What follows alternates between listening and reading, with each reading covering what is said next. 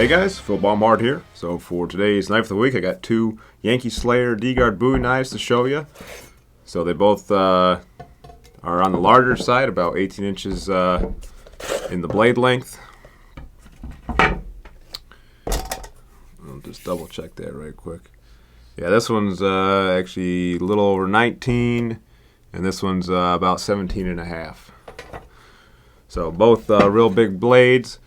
This one has got a little bit shorter guard, which just sort of is all it needs to fit the hand. They're both maple grips. This one's got a little bit of a curly pattern to it, curly maple in there. So both of these are natural grown maple in my hometown here, so kind of neat. So this one I did a little bit darker stain on the grip, and then I also left the quench fire scale on there, kind of that black finish, so that came out real even in the quench, so I just left it on there. So that's kind of neat. Both of them have got a fully sharpened true edge as well as a false edge, and this guard's just a little bit bigger and tapers down, so it actually works better in kind of a fencing sort of grip, a saber grip with the forward raking guard.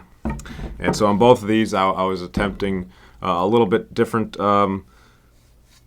guard style, where instead of just keeping it flat and consistent and curling up, I have it narrowed down this way. I'm drawing a blank on the actual blacksmithing term. If you guys know what it is, just throw it in the comments and let me know. But both of these guards are forged out of rebar, so much thicker stock. I thinned it down at the butt. Got a nice peen for both of these. This one thinned down real nice by the butt, so happy about that. But both of these feel real good. This has got a little bit thinner. See if I can wrangle these without stabbing myself. This one's got a little bit thinner grip, but still a three-dimensional contour, kind of that central bulge, which is common on the D-Guard Bowie knives. This one's a much stouter grip, much more hand filling, but truth be told, both of them feel real good in the hand.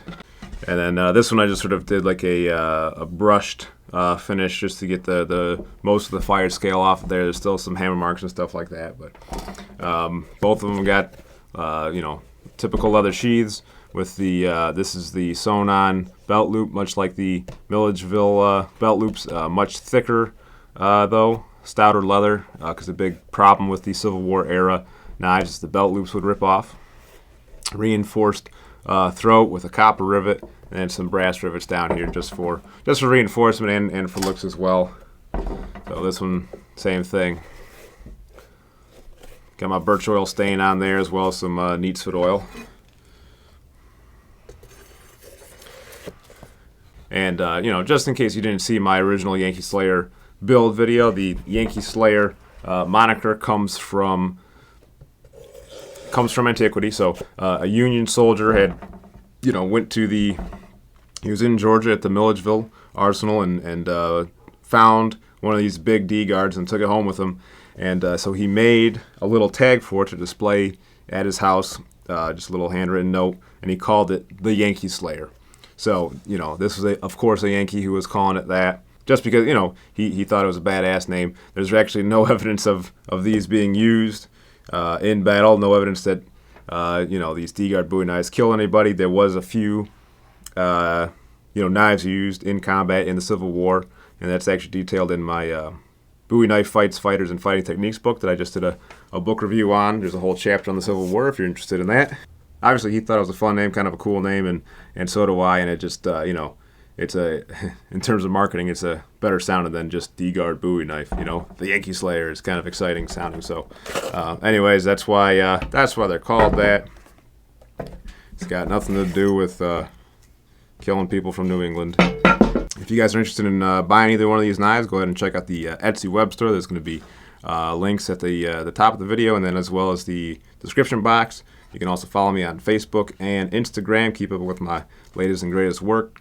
And if there's a custom blade you want me to make, send me a message through Facebook or Instagram or directly through Etsy, and we'll see what I can make for you. So hopefully you guys enjoyed this little video. Thanks for watching, and until next time, be more Viking.